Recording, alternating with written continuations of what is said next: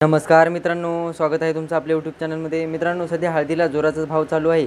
बऱ्याच शेतकऱ्यांना चांगल्या प्रकारचा भाव लागल्यामुळे शेतकरी लखपती झाल्याचे दिसत आहेत। तर मित्रांनो, आजच्या व्हिडिओमध्ये आपण 6 एप्रिलचे हळद बाजार भाव बघणार आहोत, जेणेकरून तुम्हाला विकण्यासाठी सोपे जाईल। तर व्हिडिओ नवीन असाल तर चॅनलला सबस्क्राइब करून टाका। मित्रांनो, सर्वात अगोदर नांदेड बाजार समितीबद्दल माहिती घेऊया।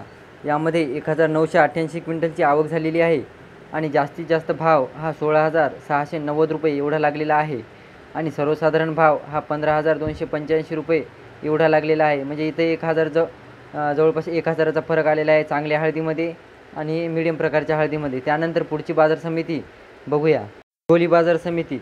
तर हिंगोली बाजार समितीमध्ये 2,550 क्विंटलची आवक झालेली होती आणि त्यामध्ये जास्तीत जास्त भाव हा 17,000 रुपये आणि सर्वसाधारण भाव हा 15,750 रुपये एवढा लागलेला आहे। जर तुम्ही हिंगोली जिल्ह्यातून असाल तर 17,000 भाव लागण्याची शक्यता आहे तुमच्या हळदीला। वाशिम बाजार समिती ही संथ गतीने चालत असल्याचे दिसत आहे। त्यामध्ये 3,000 क्विंटलची आवक झाली आहे आणि 15,925 रुपये एवढा जास्तीत जास्त भाव लागलेला आहे आणि सर्वसाधारण भाव हा 12,700 रुपये एवढा लागलेला आहे। तर मित्रांनो, वाशिम बाजार समितीमध्ये सध्या हळदीला बाजारभाव हा चांगल्या प्रकारचा दिसत नाही, त्यामुळे 1-2 दिवसाची वाट बघा। मार्केटला तुमची हळद वगैरे आणू नका। नंतर वसमत बाजार समितीमध्ये 862 क्विंटलची आवक झाली होती आणि चांगल्याच प्रकारचा भाव लागलेला आहे मित्रांनो वसमतला।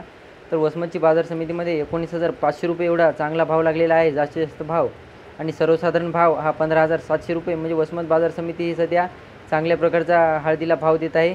तर तुम्ही जर वसमत तालुक्यातून असाल आणि तुमची हळद ही विकण्यासाठी जर तयार झालेली असेल तर तुम्ही विकू शकता। 19,500 रुपये भाव लागू शकतो तुम्हाला।